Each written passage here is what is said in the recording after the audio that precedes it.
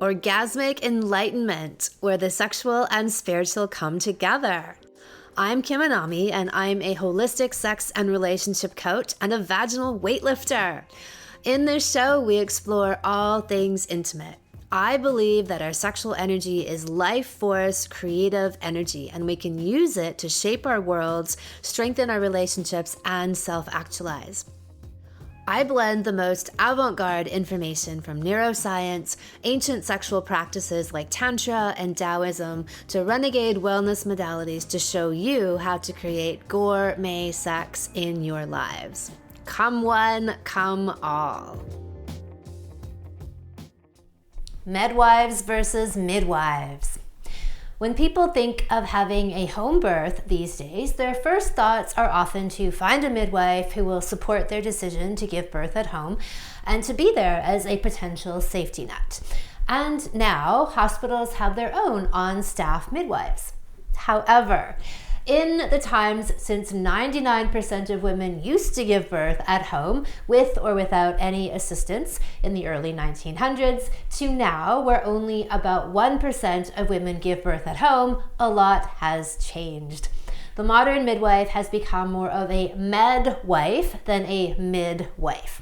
The definition of a midwife means to be with woman. I guess med is like metal to get in the middle of, to create interferences. Anyway, there was an honoring of her intrinsic process and that of birth itself. That is, the very life force of the universe would know how to bring itself to fruition, just like the creation and growth of a baby within a woman. She doesn't have to do anything consciously other than, in the best of circumstances, provide a nutrient-rich, and by this I mean both the physical food and also the emotional nurturance of love, joy, and peace as nutrients, as the container for her child to grow within. One path holds that birth is natural, and if we stand back to give the process a wide berth, B-E-R-T-H, then it actually functions best that way, undisturbed or interfered with. The other approach is maximum interference at every possible juncture, from pregnancy tests to injections straight out of the womb. The dominant messaging from the medical profession, which midwives have now largely been co-opted into, is that you do not have the power. Women have been brainwashed into thinking that they need permission and instructions to give birth to their own children. The midwife, who used to be a champion for a woman whose role was to be encouraging and supportive, has now transformed into an interventionist. Instead of reinforcing the trust in a woman's own body and her ability, that trust has now shifted to tests, ultrasound radiation to see into the body, IVs, and surgery. Every invasion that can be done is done. The midwife has now become complicit in this strategy and is an instrument for this transfer of power, and rather a sly one, which relies on a woman's misunderstanding of what a midwife used to be. Well, her understanding was correct, but now to know what she actually is, which is something different. I see women currently utilizing their state-funded midwives available for free, nothing is for free, who are placating her and keeping her invested in the hospital and the allopathic system. Every single time a woman steps into a hospital and the requisite leg spreader stirrups for her checkups during pregnancy, these scenarios reinforce the notion that birth is an illness needing to be managed. Every single test a woman submits to, every time she lets a doctor shove his hands ritualistically into her vagina, she is signaling and having imprinted on the core of her body, on her very cervix, that she is not in charge. Someone else or the entire institution of obstetrical intervention is. Inevitably, most people who participate in the theater of endless testing and monitoring of their pregnancies will end up with a hospital birth, and usually a crisis one, because all hospital births end up being crises. Oh, if we didn't give her the Pitocin, the IV, the epidural, or the C-section, she wouldn't have made it, or the baby wouldn't have. Do you really think that the human body is that inept? or that the entire hospital birthing process is designed to make it seem that way. This is a quote from an American doctor in 1938.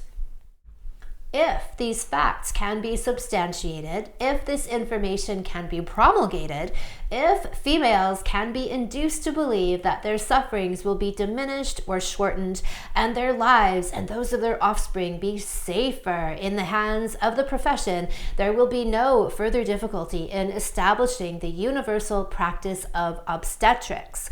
All the prejudices of the most ignorant and nervous female, all the innate and acquired feelings of delicacy so characteristic of the sex, will afford no obstacle to the employment of male practitioners. Once you have that heavily invested in their ideology, it's pretty hard to escape it. You either believe and trust that your body can do this, or that it can't, and that you need help doing it. Birth then becomes either an initiation into your own power, autonomy, and sovereignty, or it becomes a massive imprinting on your psyche and your body of the outsourcing of it. We have truly minimized the power and importance of birth in our modern culture. Once revered as the most powerful act a human being could facilitate, the giving of new life, the one who stands at the doorway of life and death, faces that precipice and overcomes it as the most spiritual, potent test and awakening a human being could ever have, has now been relegated to a TV caricature of a woman panting and screaming, "Oh, thank God you're here," as a doctor/priest-like figure comes in to save the day.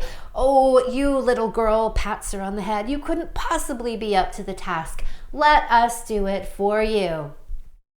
The cost of letting someone do it for you is the big lie. This is the source of postpartum depression, of learned powerlessness, and a lifetime of parenting struggles because you let somebody else do it for you. The initiation of birth is the very act that brings you into the full power you need to be an effective parent and to rebirth yourself as a female, as a mother, and as a woman. To be so sure and grounded in yourself that you can hold the space for the wildness and chaos and tests of parenting and life because you went through them in the microcosm of birth and came out the other side victorious. The point I'm making here is that your birth experience is one of the biggest gifts and opportunities of your life. Yes, not only because your child comes into being, but because it is a grand spiritual awakening for you if you choose it to be. Or it can be something that sets you back into unconsciousness and victimhood. I'm speaking bluntly about this because I don't pay homage to the cultural trend of not taking responsibility and giving away power. That said, I fully acknowledge that we don't know what we don't know. So in the past, if we didn't know, we forgive ourselves and we move on. But as we learn and come to know these things, then the onus is on us to take action, make courageous choices, and step away from the path most trodden to forge our own. In the realm of birth, this often looks like naysayers, both cultural, familial, and medical, telling you, you can't do this, or rather, you can't do it on your own. You need a complete stranger's hands in your vagina or their knives in your belly. The choice is yours. You can do it, but the road to getting there is a test in itself and requires your own courage and spiritual strength.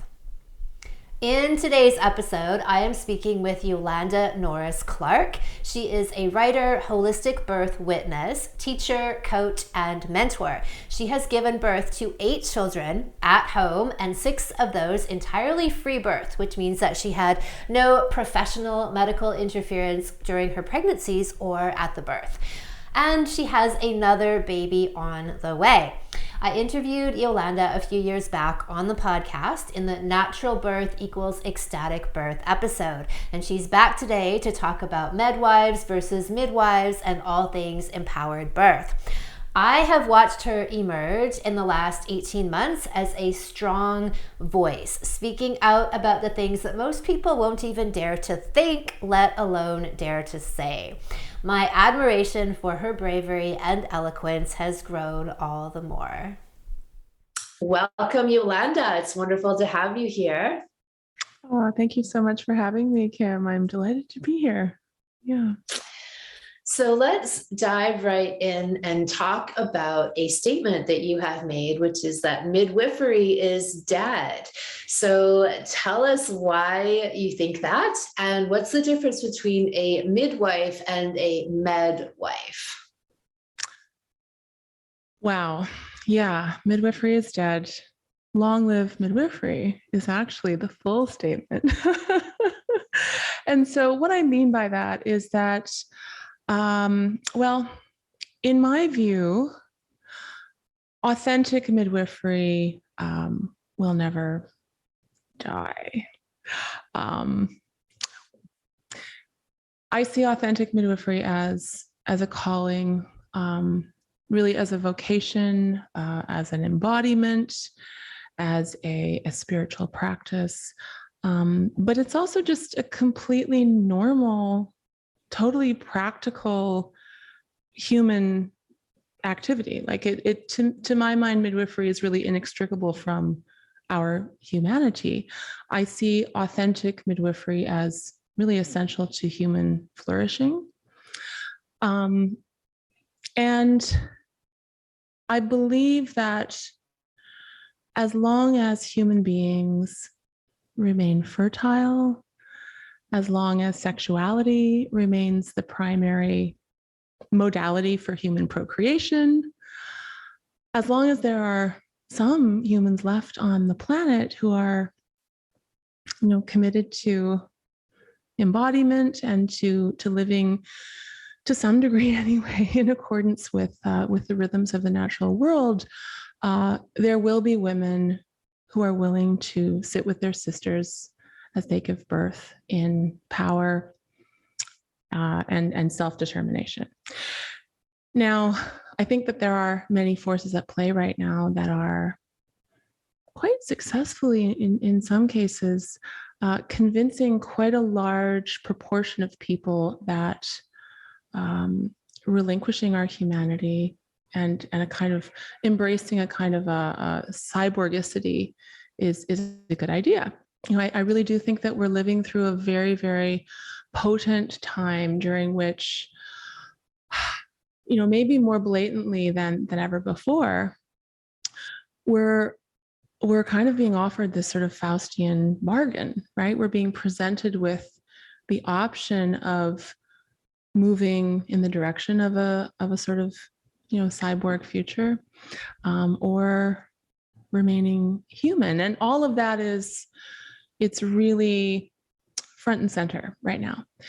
But I think that gesture has been in play for many, many years, many, many generations, and the erosion of these really authentic human connections is a big part of that. And I think we see that again in many, many different ways. And one of those ways that has been really present in my own life is what I've seen happen to the idea of midwifery. So around 40 years ago, 50 years ago, the sort of shift away from what I understand to be authentic midwifery started to happen in a very interesting, insidious way. Now, there's always been this sort of maybe I don't know, maybe not always. Let me kind of backpedal. I believe I have to believe that there was a time when women were honored for our quite special, intimate connection to the divine source of all life, right? Just the fact that life moves through us and we bring babies into the world. It's kind of, to my mind anyway, it's undeniably magical and divine and spiritual and just gorgeous. Like, this is just the essence of who we are. Aren't we magical creatures, right? But I also think that, I have to believe as well that at that time, in this sort of idea that I have of what was once, that men were also honored as, the powerful protectors and creatures that they are, that we honored each other, and that there was some semblance of kind of integration. And I really can't pretend that I understand what's been going on in the world, but I know that there's something that is happening, right? Something that's happening. And I think that something happened. Maybe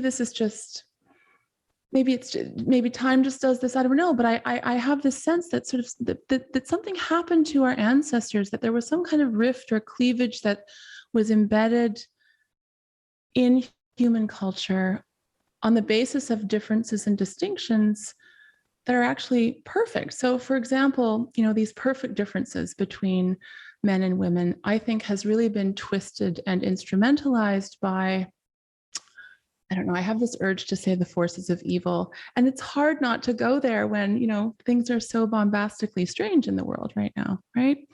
But I think that there has been this sort of underlying fracture and discord and sort of power struggle that's been at play for a long, long time. And in each generation, that erupts in different ways. And when I look at what's happened to midwifery, as sort of an example of this kind of rupture, it's really, really interesting to me to note that, in the 1600s, midwives were very deliberately driven underground, kind of driven out of communities, driven underground by this emerging institution of allopathic medicine, right? And at that time, that particular iteration of this revolution was very blatant, right? The state came along and they were kind of in cahoots with all of these guys who wanted to make a lot of money by selling snake oil. And actually, that's quite literally true. In fact, when you look at the history of the sort of development of so-called modern medicine, there were certain very wealthy families that were involved in that.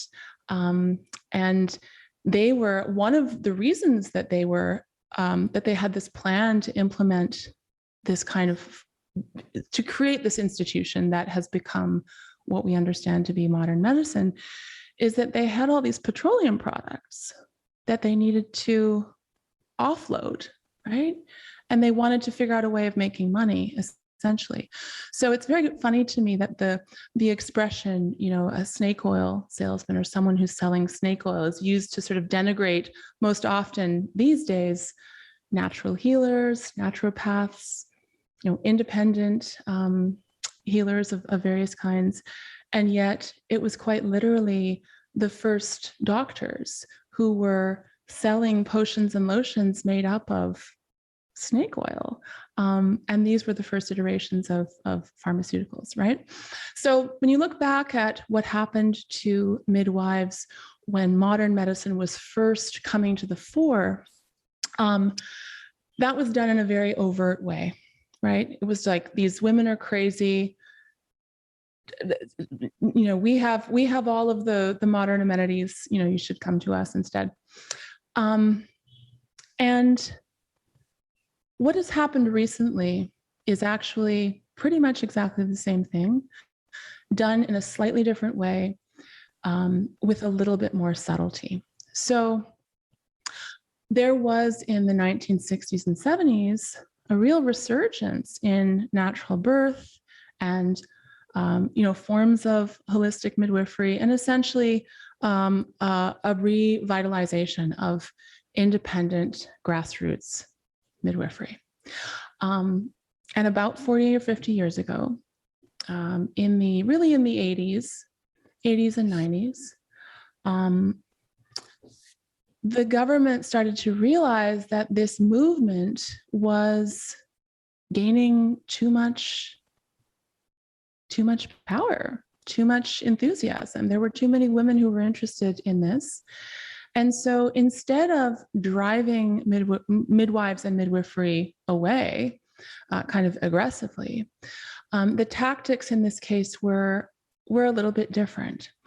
What they did instead was they went to these independent midwives and they said, we see what you women are up to, and we really think it's wonderful. And we would really love it if we could, support you in becoming legitimate, and we want to help you essentially, and we also want to help women because women are a little fragile, and they have a really hard time kind of figuring things out and making decisions for themselves. And so if we could welcome you under the umbrella of this brilliant institution of modern medicine that we've created, then we could offer you the additional training that you clearly need, and we could offer you insurance, and we could offer you a way of becoming legitimized in the eyes of society. Because right now, I'm not sure if you're aware of this, but people kind of see you as a little bit nutty, you're a little bit out there, you're a little bit sort of, rough around the edges. And we could clean you up really nicely and put you through some remedial, medical training and give you this insurance. And we could pay your paychecks even. And wouldn't that be nice? Wouldn't it be nice to have a regular paycheck from the state instead of, having to trade your services? And sometimes you get chickens for attending a birth, and sometimes someone will give you a barrel of apples, and it's very precarious work, right? And most midwives, sadly, said yes to this kind of idea. And so what we've seen over the past 40 and 50 years is essentially the allopathic medical community appropriating not only the term midwife, but also the practice of midwifery. And it has been kind of transformed into what is essentially, in my view, a branch of modern allopathic, industrial, pharmaceutical medicine. And that's kind of how I see things in a nutshell. Yeah. But I just kind of rambled on there. Kim, I hope I sort of answered your question, but that hopefully gives a bit of an overview of kind of how I see what's become of midwifery. Yeah, and I was thinking that the same thing has happened with, say, naturopathy. So the idea of these people who were maybe more grassroots herbal medicine, essentially would have been their major tool, and then other modalities as they've evolved. But then, the naturopath is exact same thing. They maybe were like thought of as fringe or marginalized, or like you're saying, painted as a little nutty, or, how would you trust your health to somebody like that? And then I think also the people in that profession being sensitive to that label, right? And that energy being thrust upon them, being somewhat, we could legitimize ourselves. And if we just adopt more of their practices or take on more of their regulations, then we will present a more unified front and a more respectable veneer to the public. And then they slowly morph into the machine that they were originally, in opposition to, and at least as a choice for people. And so I've seen that very much so, where people, especially over what's happened in the last year and a half, people I would have thought would have taken a stronger stand or been more vocal about things, have really just let themselves be enveloped by that system and that overarching doctrine. And so the way that you described that process is quite deliberate to bring these people into the fold, and better to, the enemy that versus the one you don't know, or however you might phrase that they're now semi-allies, but also always at the risk of being dismissed from that position of pseudo respectability, right? If they do question something, then, oh, no, you could be completely thrown out of the club now and ousted. And so there's a certain allure to that, I think, for people, that they're then enshrined in this, area of like respectability, and that doctors are typically given, right, in our culture, that we're taught to really see them as the holders of power. They have their white priest-like robes. They are the intermediary, just like the priest, between God and the human body.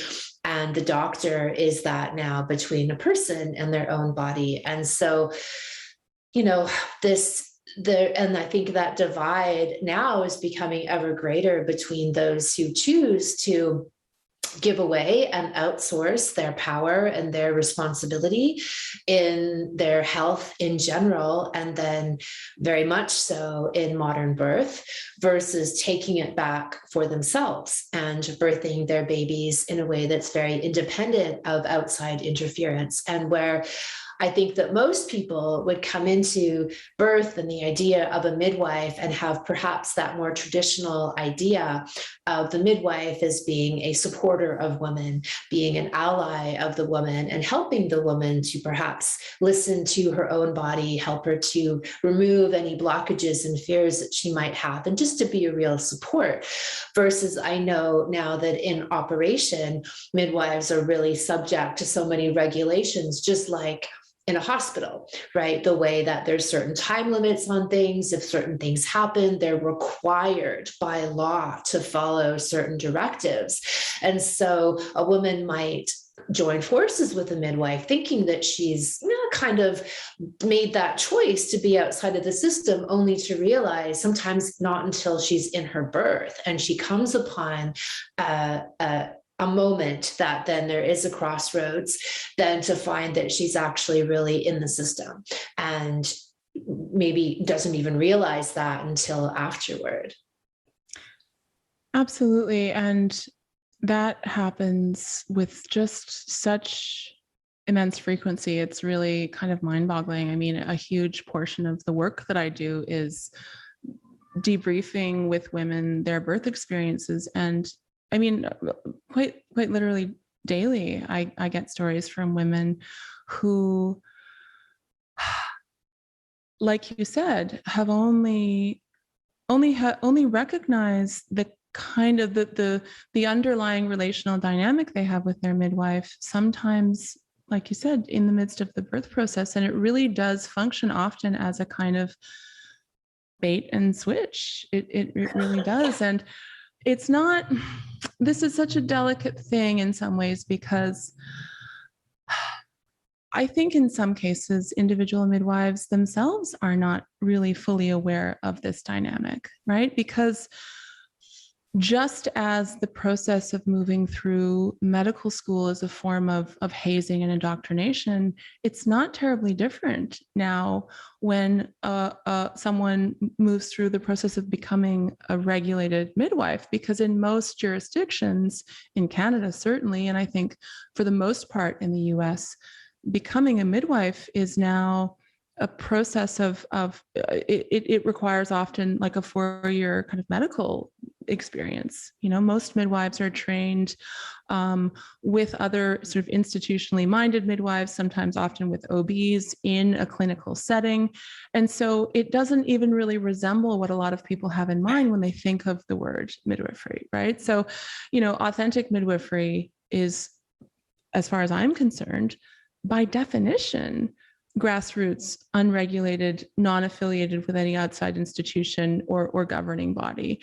And to my mind, anything less than total independence on the part of the midwife to serve the woman with whom she is in relationship really represents a hierarchical dynamic of control and of power over and of authoritarianism that I think is antithetical to the integrity that I believe is really required in order for a woman to truly give birth in her potency. And it's very unfortunate, because most women are not really aware of the politics that underlie a lot of this stuff. But, I don't think that it's possible to serve conflicting interests. I think it's very, very important for women when they're, interviewing midwives and looking into the possibilities for their birth to, among many other things, find out who it is that pays that midwife's paycheck. Because if it's not the woman herself, then that midwife is not answerable to her. And as far as I'm concerned, as a mother, as a birthing woman, I'm not having anyone near me who isn't answerable only to me. Yeah. And that's such a huge thing. I was telling a friend of mine recently about another friend of mine she just gave birth, and was pregnant and didn't see a doctor, didn't see a midwife, decided to do a completely free birth, like from start to finish, right? Didn't see a single outside source to tell her the truth of her own body. And he was both shocked and happy. Like, he was like, oh, I didn't know you could do that. Like, because we've all been so brainwashed to think that the first thing you do when you're pregnant is to go to the OBGYN, and then they tell you about what's going to happen with your body and your pregnancy and your birth, right? And he was sort of like, it just never occurred to him that a woman could do that and completely just follow the innate truth of her own body and the millennia of encoded genetic experiences within her that would, just like any other animal in the animal kingdom, tell her exactly what to do all throughout her entire experience. And I think that's the case for most people, right? Like, when I was pregnant, I intuitively had that sense of free birthing, even though I didn't have a name for it. Like, I didn't even know what that was. I was just like, I don't need to see a doctor. I was like, maybe I should get a midwife. And somebody described what they call a radical midwife, which I guess is more that terminology for a more independent. We traded a canoe for the birth. I was laughing when you made those analogies of a bag of apples and stuff. Yeah, we traded a canoe for the birth. That is so delightful. I love hearing that so much. I love it. And I'm right now, I'm pregnant with my 9th baby. And throughout my previous 7 pregnancies, I've had absolutely no interaction whatsoever with any professionals of any kind at all, including midwives, including authentic midwives, including birth, traditional birth attendants, simply because I don't require any of that. And I did feel that I wanted that kind of motherly support during my first and second pregnancies and birth experiences. And those were wonderful. And I did find an amazing underground midwife to support me, who was truly independent, after I actually experienced some of, a little taste of what industrial midwifery can look and feel like. And I ended up severing my relationship with my regulated midwife, and actually actively seeking out this illegal underground, this woman who a lot of people in the community had very strong feelings about her in both directions. I really, I really had to tune into my own sort of inner voice. But yeah, I don't see, as far as I'm concerned, pregnancy is not even remotely a medical event, let alone a pathology. It's a spontaneous biological experience, like making love, doing whatever, digestion. It's just something that I have the power to enact simply by virtue of being a human woman. And so, yeah, it's not anything that I even really think that much about anymore, although my life is really birth. But when it comes to my own birth, it's like, it's just another day. And it's the most miraculous experience that I love giving birth. But it's very interesting to share some of that with people that I encounter in the world, because I often get responses like, are you allowed to do that? Like, am I allowed to give birth like the human being that I am? It's very, very interesting. And again, it's really, I think, reflective of just the degree of intense programming that, we're all subject to certain degrees, right? Yeah. Yeah, absolutely. And I think that sex and birth, the beginning and the end of that whole process, are two of the biggest places where there are the most programming and brainwashing. And for people to, my philosophy around sex has always been that everybody is a powerful, innate, natural lover. And that the only thing that gets in the way of that are cultural programming, trauma, conditioning, brainwashing that's been imposed upon that natural ability. And a huge part of my work is just removing those things off, those layers off of the person to reveal what's in everyone. And I say it's a guarantee. I guarantee that everybody has that within them. It's just that it's covered over in varying degrees from whatever experiences in the culture at large. And the same thing applies to birth, is that every woman can have an orgasmic birth, a free birth, a completely led from within birth, without needing any kind of outside direction, but she may need to do a lot of deprogramming to get there. Absolutely. I completely agree. I do. And, in that sense, I really see, again, authentic midwifery not as a practice or a profession whose purpose is to impose anything on it. It's not even a medical thing in my experience. It's really a spiritual calling, and it's about simply supporting the mother in discovering who she is and moving through this amazing process. Yeah.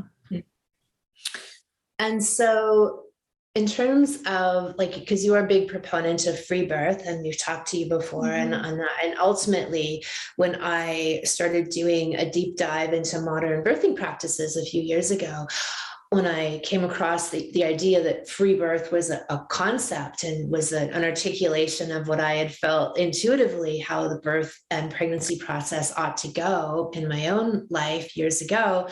But it's a movement now. It's an actual, or has a label, right? This idea of free birth. And,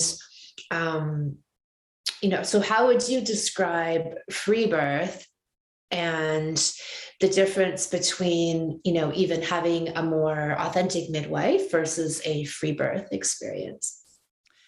Yeah, this is an interesting question, and I think this very conversation is really illustrative of the fact that birth has become so weirdly politicized. We have doulas now. There are certified doulas. There's different levels of certification. There's this idea of scope of practice for doulas. There are, midwifery has really become so highly medicalized, like I've described. And then there's also this free birth movement. And I think, the way that I define free birth, and this is up to every woman. I'm not in the business of policing anyone, but I do think that language is very important. I think that I really believe that language creates our reality, and that those who control or assume the right to name things or to kind of establish the meaning of words have a lot of power, right? And so I do think that it's very important to me anyway to remain as conscious as I can about the words that I use. And so I define the idea or the word free birth to mean a woman who gives birth without the presence of anyone in her space who has any particular training or with whom there's any kind of financial exchange, because I've experienced both. So like I said, I gave birth to my first two babies in the presence of a truly independent traditional birth attendant who did call herself a midwife when she supported my births. But on account of the political situation in Canada at the time, a couple of years later, she began to use the term traditional birth attendant for herself because truly independent midwifery had become criminalized in Canada, believe it or not. And it is now, and in many places. And that's just that whole issue has kind of basically touched most of the world now. So I use the term free birth to denote a woman who's consciously chosen to not have anyone present at her births. Because I experienced what it was like to truly be supported by a woman who I saw as an authority in birth, but who I also knew completely was never, ever going to position herself as an authority over me. So I feel like that distinction between being an authority in this process versus being an authority over the birthing woman is very, very important. And then I had my six free births. And during those birth experiences, I didn't have anyone present with me who I had hired or whose services I had engaged, or, who was there in any capacity to, support me as an authority in the birth process. And those experiences were very, very different. And I've also spent a lot of years working as a traditional birth witness, which is what I call myself, because of course, again, I'm not legally allowed to use the term midwife. I have very mixed feelings about that, but I'm playing the game, as we all have to some degree. And I really understand very deeply that the moment that I cross the threshold into a mother's home, who has hired me to be present with her and to witness her birth, which is how I describe the work that I do. The energy of the room changes, the atmosphere changes, her energy shifts, and I have a lot of power. And again, it's not power over, it's power in the sense of presence and in a way as kind of as a guide of sorts. And so the reason that I'm very specific about the way that I use the term free birth is actually because long live midwifery. I want to be, I want to stand for the preservation of what I see as authentic midwifery, even if there are lots of situations where I can't really call it midwifery because the whole conceptualization of what midwifery is has shifted so much and it's become so politicized. Does that kind of make some sense? Well, when you said that you're aware that when you step into a room and the energy changes, what do you mean? I mean that there's a reason women reach out to hire me to engage my services or engage the services of a traditional birth attendant, just as there are reasons why women reach out and hire or engage the services of a midwife. And that's because they are looking for someone to be with them that they really trust and who understands birth and who can serve in a kind of a leadership role of sorts during their birth experience. And that's really what I was looking for when I was, a 19-year-old pregnant mother. And I knew that I wanted to experience birth in my full autonomy, but I also didn't necessarily feel comfortable having a total free birth with, by myself in a cabin in the woods. And actually, I had planned to do that initially. I had hired this regulated midwife first when I first became pregnant. I very quickly realized that she was not capable or willing of offering me what I wanted, which was support on my own terms completely. It became very clear that she worked for the government. She was answerable to the government. She had, there were a lot of restrictions placed on her, or a lot of restrictions that she accepted, and that she was, happy to work under for her paycheck. And that wasn't going to work for me. And so I disconnected myself from her. And I had decided at that point, I don't want anything to do with this. I want nothing to do with any of these people. I'm going to give birth by myself in the middle of the woods. No one's going to be around. That's the end of it. And as my pregnancy progressed, I actually had fear. I felt scared. I didn't know what to expect. And I realized near the end of my pregnancy that I really did want a wise woman there with me. I wanted a kind of a guide. I wanted someone to reassure me when, I was in the sort of midst of what can really feel like some deep, dark, shadowy places. I think birth does take us to those places often, not always. And I love, love, love the stories of orgasmic, purely blissful births. But actually the birth experiences that I've had myself that have taken me to the edge of the abyss have been incredibly powerful and precious. And I love those births so much. And I think I sensed that birth holds that possibility as well. That possibility of really encountering our, darkest, deepest fears. And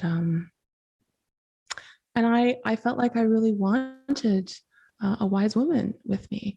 And I think that's what women are looking for when they engage my services as well. And so when I say that the energy shifts, there is a sense of real responsibility that I have to the women who hire me to be present with them. And again, another distinction that I think is really important, I don't have responsibility for them. I have a responsibility to them, to show up and to just love them and to validate the experience that they're having. And in some cases to, take certain actions that will facilitate the experience for them. So yeah, it is a different thing. There is a different quality to the experience of giving birth when you've invited into your space a woman that you see as having some experience that you want to draw from. And there's a really big difference that I can pick up on as a birth attendant in the space of birth that I've experienced myself as a mother as well. When I've invited that wise woman into my space versus being in the, being in the sort of delicious, intense, sometimes terrifying depths of birth and kind of looking up for a moment and looking for my midwife and realizing that there's no one there. It's actually all me. And I love that too. Both are experiences that I'm so grateful to have had, and they're very different. Yeah. Well, in you describing what you just did, what comes to mind for me is the idea of a shaman, right? Somebody who is an experienced walker between realms. And their purpose is to, well, I guess everyone can see it differently, but in my view, to be a bit of a looker outer. And if something, they're standing back, but they're there just kind of watching you as you get familiar with these new territories, right? As you're traversing into other dimensions, and really it's similar experiences, on the cusp of life and death, right? To me, which I see that portal of birth as being. And I do think that it's the more that women do go inward and rely upon their own inner guidance to traverse that experience, I think the greater the rewards. And that to me is the largest thing that I see being withheld from women in this entire discussion and arena of birth, is that the more medicalized, industrialized, interfered with, not only are there untold and massive damages, lifelong implications, traumas from those experiences, but the woman is deprived, and it's not even acknowledged, of the massive, massive gift, rebirthing, self-actualization, and power that is granted her from moving through that portal of her own accord. And like I say, I think the midwife in her ultimate capacity is there as a potential, way guider if needed, right? But with the gentlest of touch, knowing, and I think this is the crucial difference, that the woman would be deprived of the gift of that experience if she were to take too strong of a hand. If it's absolutely necessary, though that's such a massive topic on its own, defining what's absolutely necessary, because many things are told to women in the hospital experience that they are, and they're really not. But that her job is to just stand back and then to give a wide berth, BERTH, right? And let her do. And then if the woman signals, that she's available, to just give the slightest of touch, knowing that she would be, as I said, deprived of the power and the gifting of that experience that she might only have once in her life. She only may have one opportunity. You're having 9, but like some women may just have one shot, at this experience. And that's not to, put this pressure on women as an achievement. It's just what I try to reiterate to women is that they're missing out on one of probably the biggest gift of being a woman, is the act of giving birth. And that the more she's doing that as this grand spiritual fulfillment initiation, she gets a massive change from that. And so I would say that, you stand out to me, particularly watching you in recent times, and how my observation, your voice has become stronger and more fearless. And maybe it was already, but to me, it's much louder in that way, in a positive way, like very strong and held, and take it or leave it. This is who I am. These are my beliefs. I'm putting them out there because I need to, as my own self-expression, and fending off the haters. And,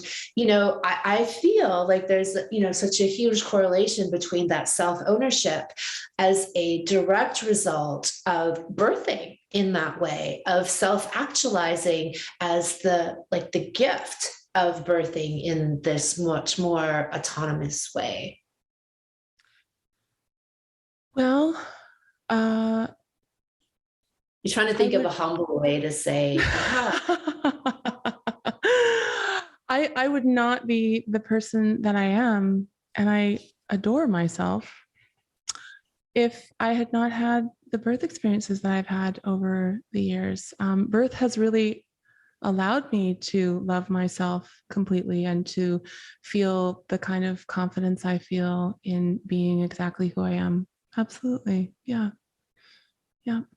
And I do see, you used a particular word a moment ago, Kim, but I do see so much of what is done to women in their birth experiences, especially women who want nothing more than to have a full, powerful, autonomous experience, and then who end up having their births sabotaged.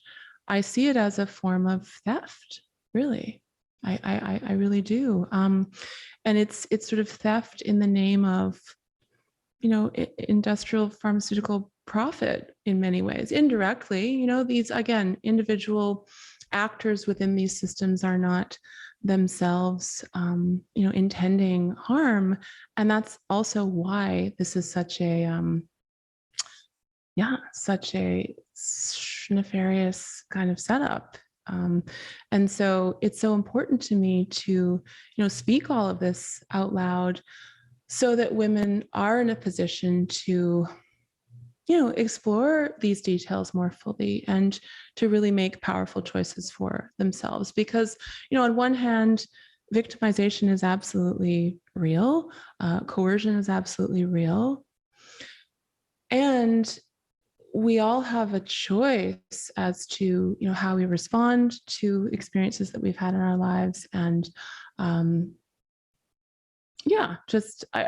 personal responsibility is such an essential part of all of this. And, I recently supported a client of mine in her first vaginal birth, which was also a free birth.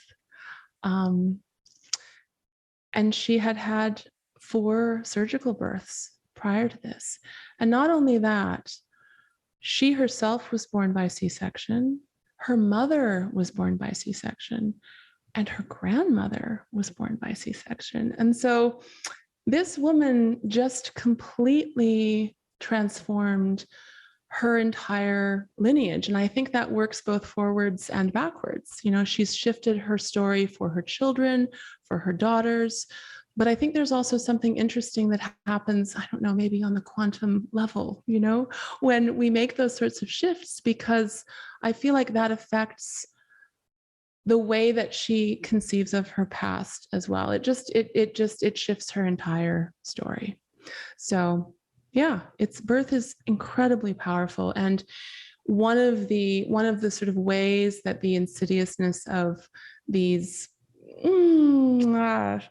this industrialized sort of system that touches everything. I mean, the medical system is not just the medical system, it's also the academic realm. It's these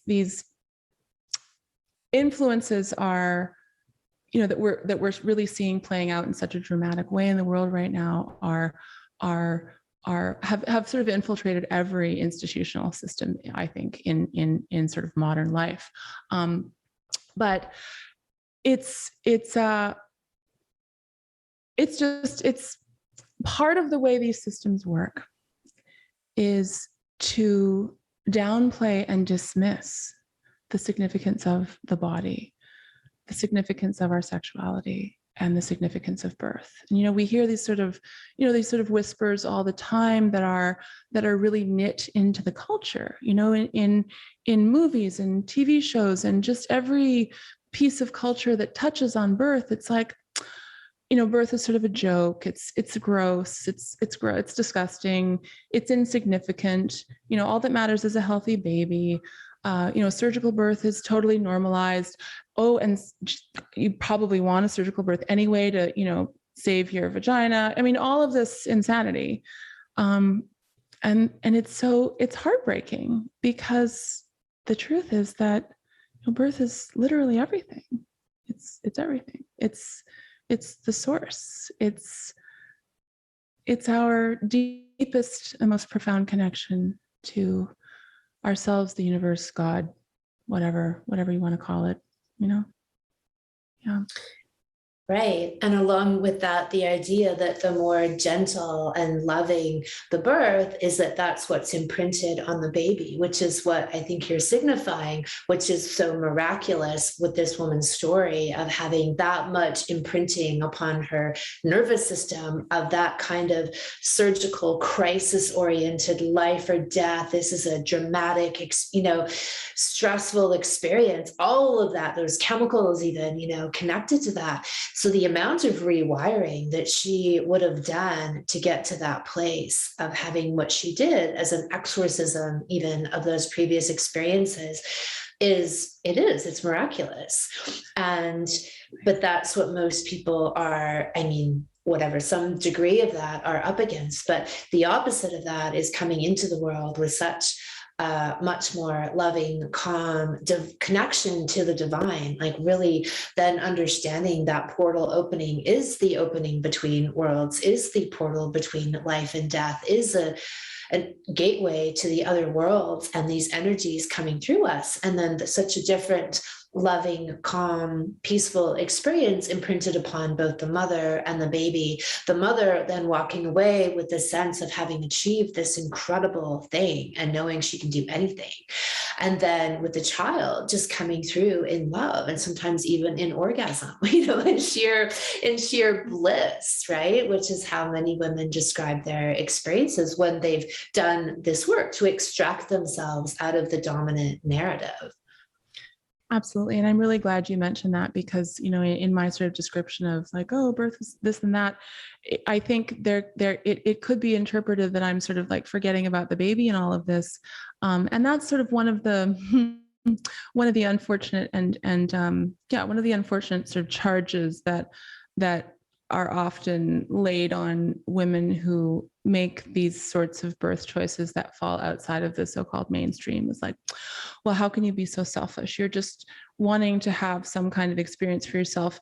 Why don't you think about the well-being of your baby? And I mean, that's just so, again, it's really revelatory of how this culture sees just human beings, because women are their babies. We are so totally interdependent with our children, and the process of moving through this kind of ecstatic, blissful birth experience is absolutely rooted in how much we care for the well-being and the protection of our children. You're absolutely right. The impacts of industrial birth on a newborn baby are held in our cells for our entire lives. And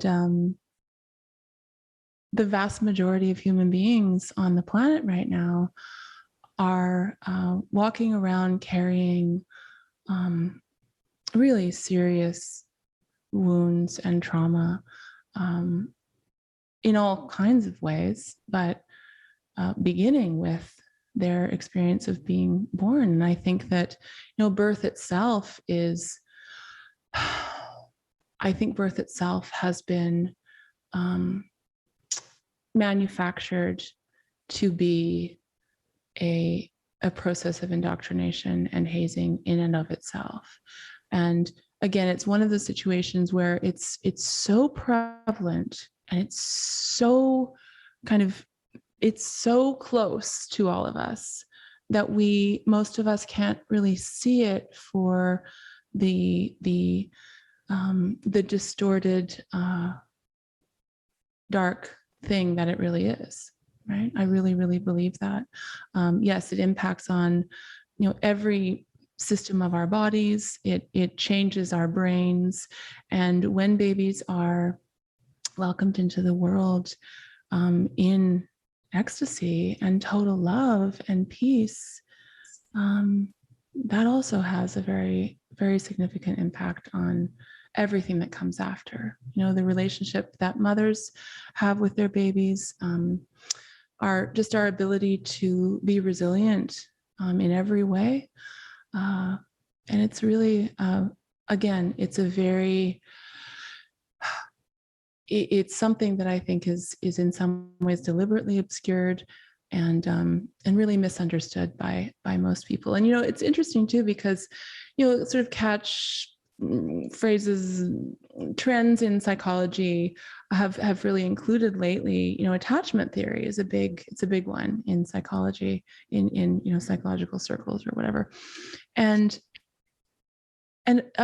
just a massive missing piece in most discussions around attachment theory is the birth experience itself. It's sort of like life begins when you get home from the hospital. And that's not true.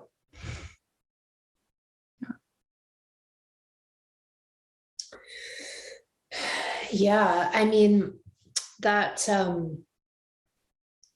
in my work, the that's another huge block. Like I said earlier, a big chunk of what I do is helping people remove the blockages, the belief systems, the internalized traumas, everything that's happened to them to obscure their natural sexual expression that's healthy and beautiful and intuitive.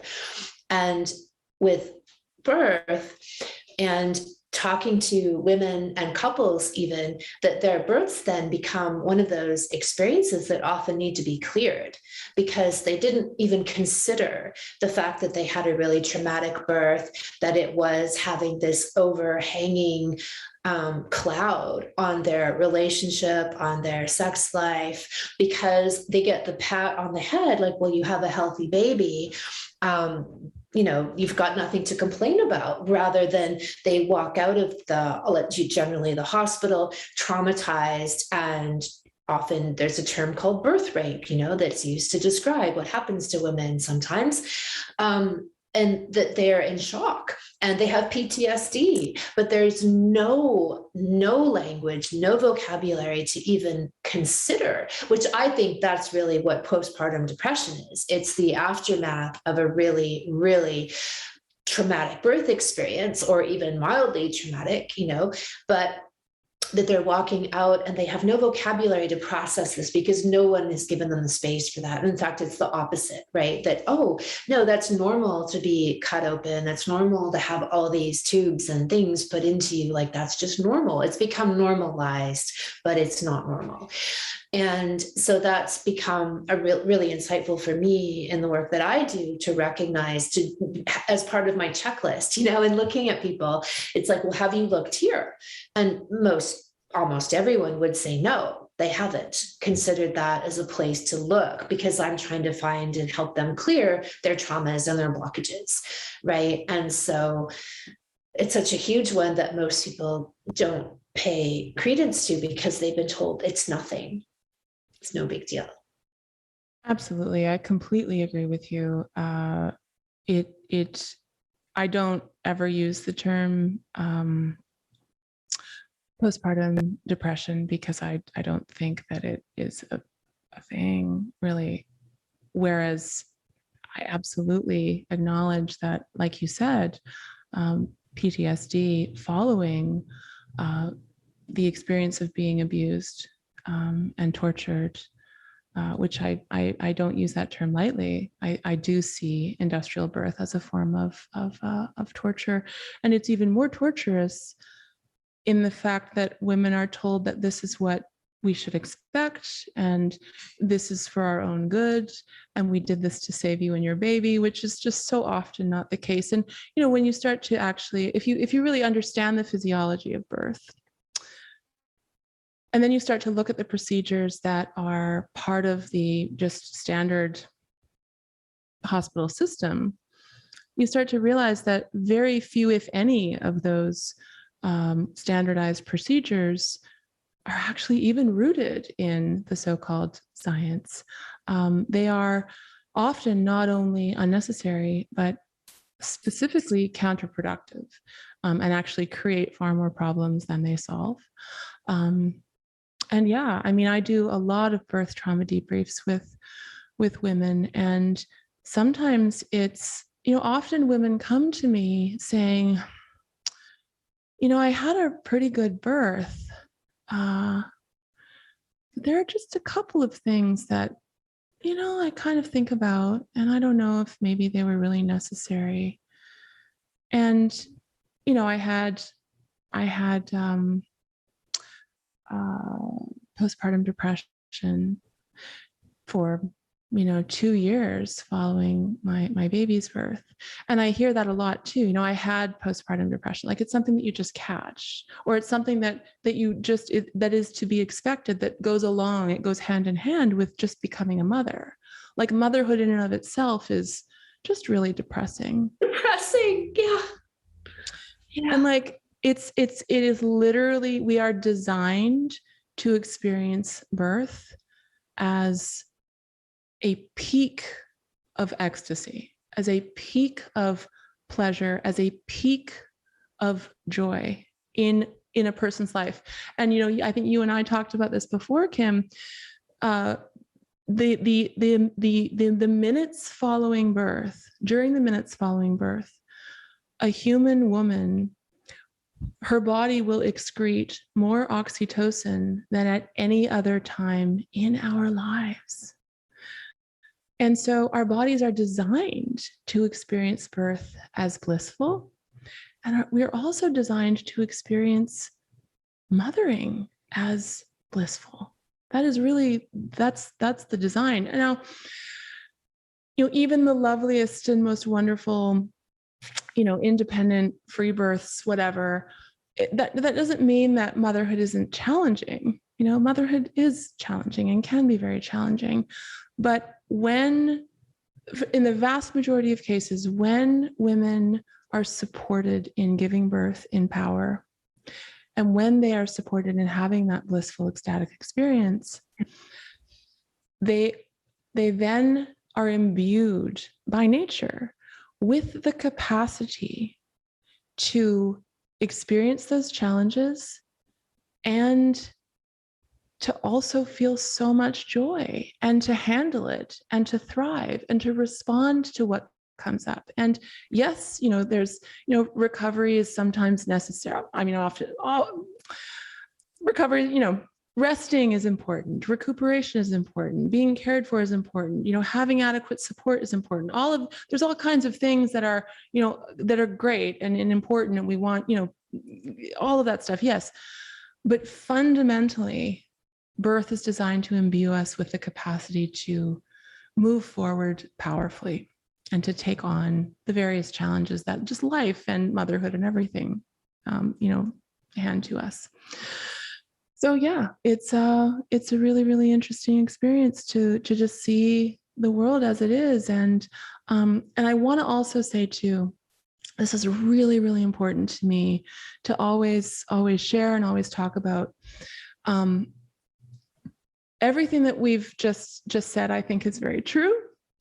And I don't just believe, I know that every human being has the capacity to heal from everything, from anything, from any kind of trauma. And I am the product of an incredibly traumatic birth. My mother had a really awful time giving birth to me, and she was abused in ways that are really quite shocking. And I was born under the influence of numerous drugs. I was pulled from my mother's body and taken into another wing of the hospital, where I spent the first, I think, 12 hours of my life in an incubator drinking sugar water from a bottle. And that experience has impacted me immensely. And it's also given me a lot of interesting perspective that I think has actually helped me in many ways. And I don't know if I would say that, I don't know if we can ever get over. I don't think there's like a getting over it or a kind of, necessarily, we carry all of our experiences with us, but I do feel like my own births, my own children's births have, again, engaged in that kind of, have done a lot to heal me in a really profound way as well. And so I don't want any women who are maybe listening to this, whose own entry into the world was fraught, or who had really traumatic birth experiences with the births of their babies, to think that, they're doomed in whatever way, because I really don't think that that's the case either. And again, it's a situation where, once we become aware of these dynamics, or once we choose to be aware of these dynamics, we can then, there are an infinite ways of healing from all of this, and of moving forward in our lives really powerfully. Yeah. I love all of that. I love the idea that the passage through birth gives us the tools to be more empowered mothers, because we're empowered through the birth experience. And that is the gift of it, spiritually speaking.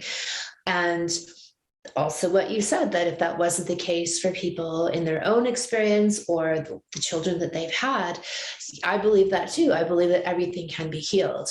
And I think what I've often say to people, though, is that instead of, which I see a lot of, is defending the system that harmed us, is that we acknowledge that and then we do better. Right? Like, now that we know better, we can do better. And maybe our chance at having that birth has passed, but going forward, we can inform our friends and our nieces and our daughters and our sons, right? About, okay, so because I think that reflexive denial is really strong. And especially when the culture at large is completely supporting that narrative, to then recognize and grieve even what's happened and acknowledge what's happened as a trauma, as an insult, as a violation, as something that wasn't necessary, and then claim that. I mean, to me, that's what healing is. It's that reclamation and then ownership. And then, okay, so I can't change what's happened in me, but I can pay it forward, right? Like, I can help and share what I've learned with other people. And that is in itself healing, rather than, I think, that the misguided impulse to defend and deny and hold staunch that no, that was necessary or whatever. That's where it just keeps the pain cycle going. Absolutely. Absolutely. I see a lot of trauma bondedness to the system. And I think it is initially, I think, very painful for people to acknowledge that what was done to them was unnecessary, abusive, a violation, because in part, it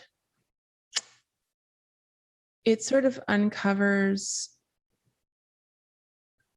a form of vulnerability that is really hard to come to terms with, I think, for many people. But I think it also has the effect in many cases of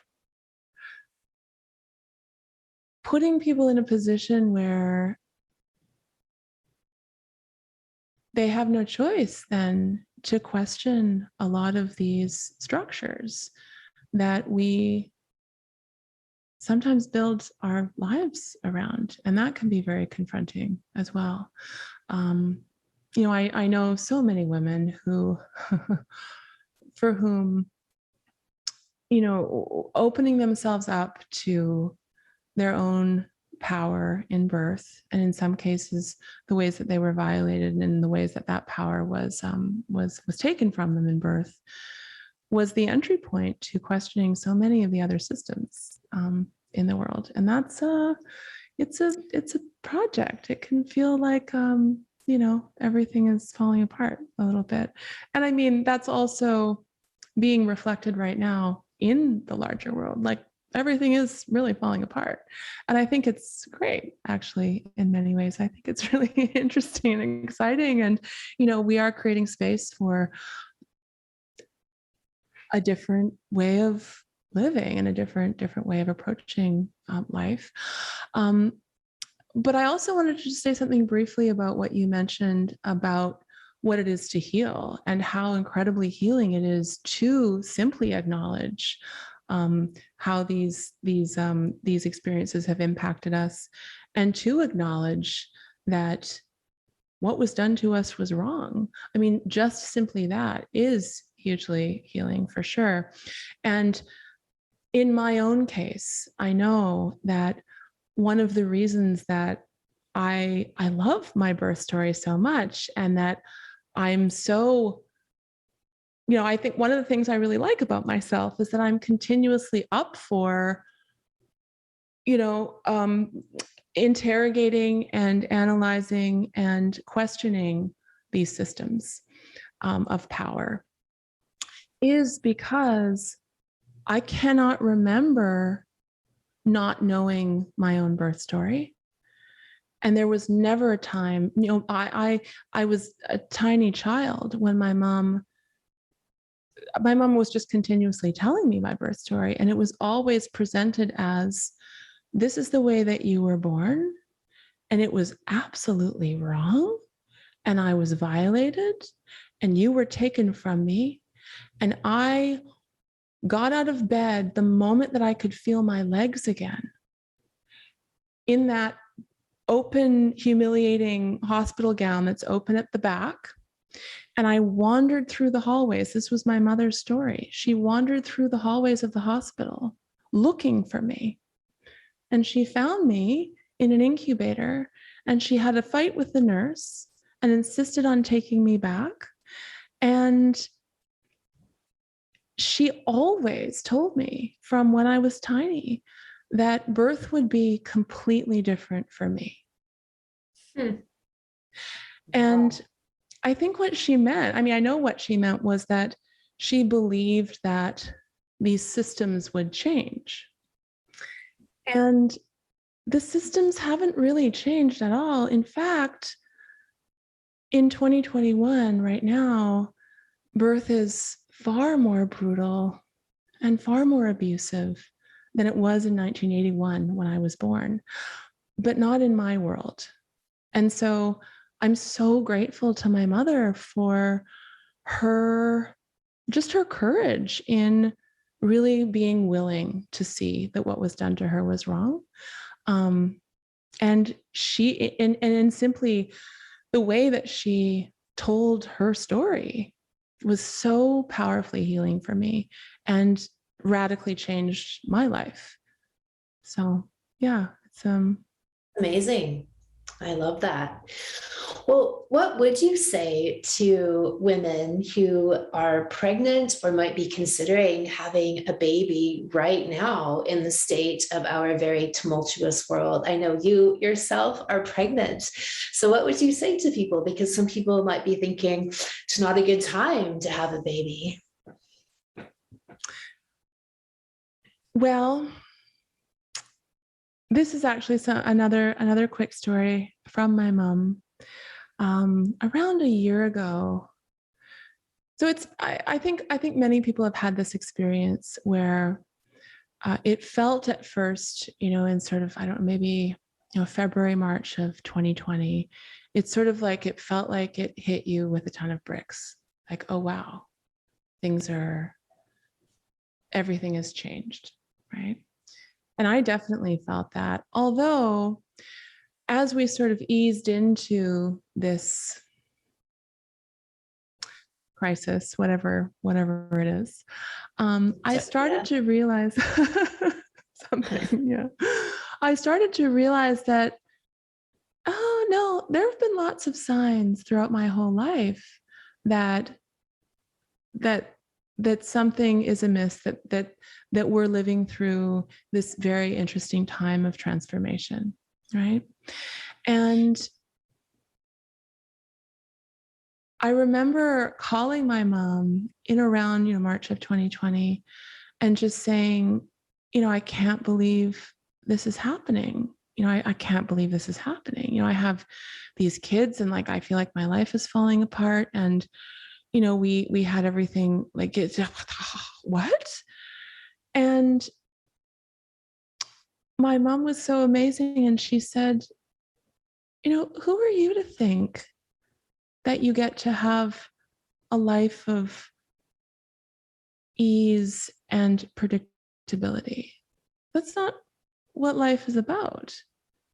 So, buck up, enjoy, good luck. What are you going to do about it? And I thought, yeah, you're right. This is really what it is to be alive. I don't think there really has ever been a time in history where it makes sense to have a baby. There's always some kind of, life really is in flux. And the fact that so many of us have sort of felt entitled to stability, predictability, what have you, is, it's not really the way things are. So I actually think that there's no better time to bring, powerful, intelligent, questioning humans into the world. And I am very, very deliberately raising my children to be smart and resourceful and resilient. And we never know what's going to happen, and we can't know the future. And there are a lot of predictions that are, being offered up from every corner, right? And some of those predictions are really scary and dark, and I have to continually remind myself that we are all in this process together of co-creating the future, and that every action that I take in every moment is impacting on everyone around me, on my kids, and so we just move forward. But I think it's probably the best time to have a baby. Why not? I love that. And I agree. I think we are the creators of our world. And instead of buying into a darker narrative, we generate our own. And we do that through birthing our children and educating them and shaping them in ways that make them little truther warriors and able to deal with a world and reality. We populate it with our own. Exactly. Literally. Yes. Thank you. So tell everybody where we can find you. You mentioned that you do one-on-one work, which I love, this idea of birth trauma debriefing. I know that you have a book coming out. I do. I can be found at freebirth.ca. I also do some stuff on Instagram at Bauhauswife, BAUHAUSWIFE. And I have a YouTube channel as well where I rant and rave. And my dear friend and colleague, Emily Saldea, and I run a school for women who are interested in exploring authentic midwifery and the work of authentic midwifery as well. And that's at freebirthsociety.com. Yeah. Wonderful. Well, any parting words you'd like to give that we haven't covered? Oh my goodness. I've just loved this conversation so much, Kim. Thank you so much for giving me the opportunity to talk about it. It really is, my passion in life to really share this open secret that that we're human, and powerful birth really is available to all of us. It's a possibility for every woman. Yeah. Awesome. Thank you, Yolanda. Thank you so much, Kim. My Sexy Mama Salon is all about how to educate yourself, deprogram, and reprogram yourself as the powerful portal you truly are. In this 8-week online class on holistic pregnancy and ecstatic birth, we cover everything from conscious conception, blissful pregnancy, birth orgasms, breastfeeding, and early childhood education. Sexy Mama is the ultimate condensed and enlightened guide on how to use pregnancy and birth as ascension experiences and raising independent free thinkers in the process. It all starts with birth. The Sexy Mama 8-week online salon is open for registration now. You can find the salon sign up at kimanami.com. Look for Sexual Savant Salons and then click on Sexy Mama. Thank you so much for listening. If you haven't already, subscribe and also leave a review. And send someone else the gift of a healthy libido and an off-the-charts love life by sharing this episode with them. We'll be back next week, and in the meantime, many happy orgasms.